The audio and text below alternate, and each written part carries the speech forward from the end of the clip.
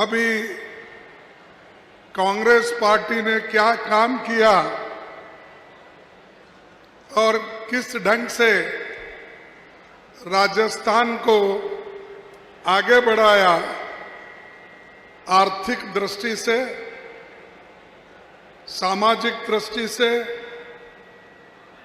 और शिक्षण क्षेत्र में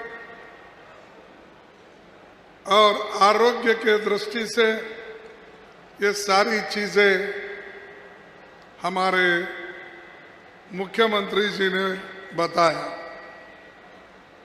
मैं उनका भी धन्यवाद करता हूं क्योंकि उन्होंने इतने स्कीम्स राजस्थान में जारी किए, शायद ही किसी स्टेट में इतने कल्याणकारी योजनाएं जारी किए होंगे। ये जनता के लिए किए, ये आपके लिए किए और यहाँ के गरीबों के लिए उन्होंने अनेक कदम उठाया और आज इसकी कंपटीशन करने के लिए बीजेपी वाले बहुत कोशिश कर रहे हैं। सिर्फ राजस्थान का ही नहीं, हमने जो घोषणा करते हैं कांग्रेस पार्टी वाले, उसको बढ़ा चढ़ाकर फिर वो भी घोषणा करने की शुरू किए। हम कर्नाटक में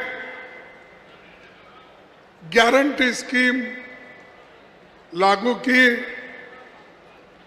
तो अब बाकी के लोग भी गारंटी स्कीम शुरू किए। लेकिन इससे पहले भी राजस्थान में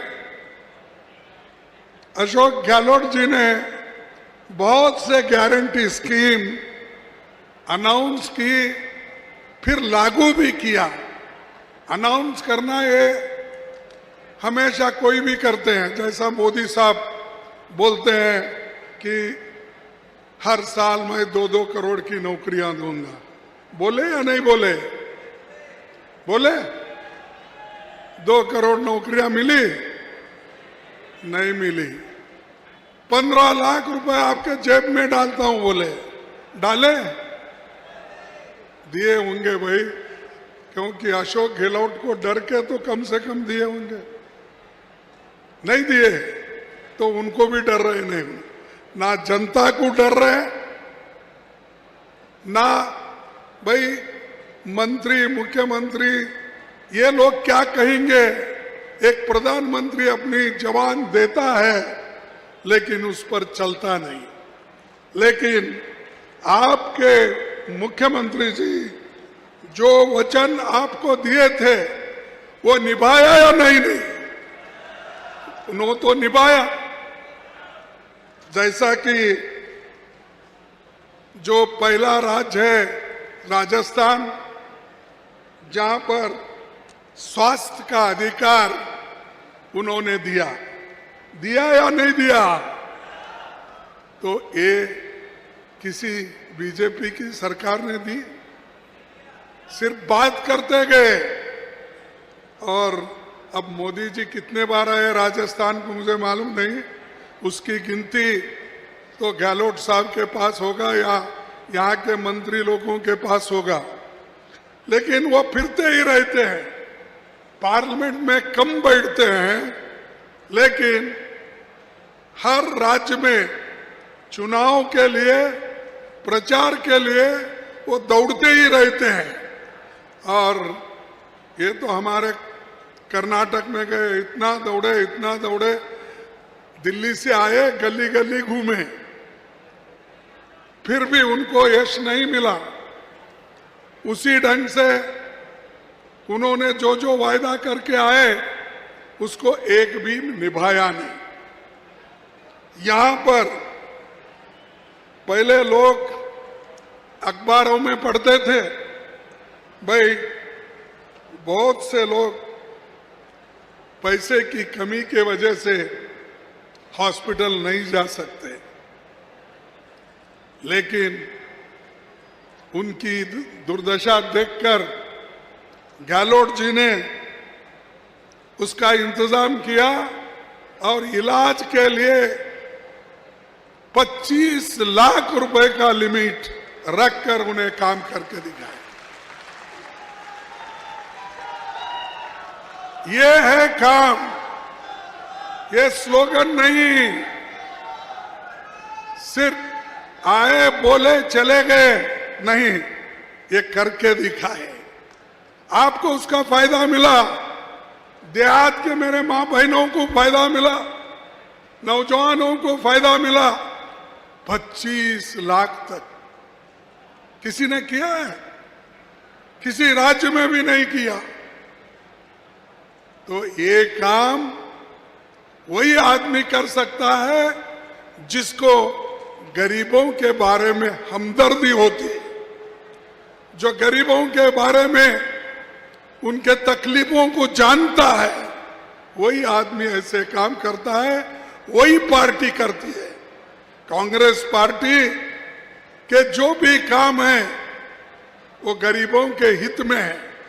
चाहे मनरेगा लो, यहां पर हमारे जोशी साहब भी बैठे हैं कि मनरेगा कार्यक्रम यहां बहुत बड़े पैमाने में चलता है, लेकिन जो पैसा यहां पर चीफ मिनिस्टर खर्च करते हैं गरीबों के ऊपर, वो मनरेगा का पैसा भी जल्दी नहीं मिलता। बात तो बड़े करते हैं गरीबों के लिए, लेकिन पैसा नहीं देते। दूसरा, 21 लाख लोगों को उनका किसानों का कर्ज माफ कर दिया। 16,000 रुपए, 16,000 करोड़ ये कर्ज माफ कर दिया। और शहरी रोजगार गारंटी योजना शुरू हो गई है। शुरू है या नहीं? हो गई। तो ये जो गारंटीज है, बिजली का बिल उसमें भी राहत मिला, और उज्ज्वला सिलेंडर 500 रुपए में लाख परिवारों को, 74 लाख परिवारों को उन्होंने दिया। तो ये है हमारा काम। और क्या आप चाहते हैं ऐसे कल्याणकारी लोकोपयोगी योजनाओं को,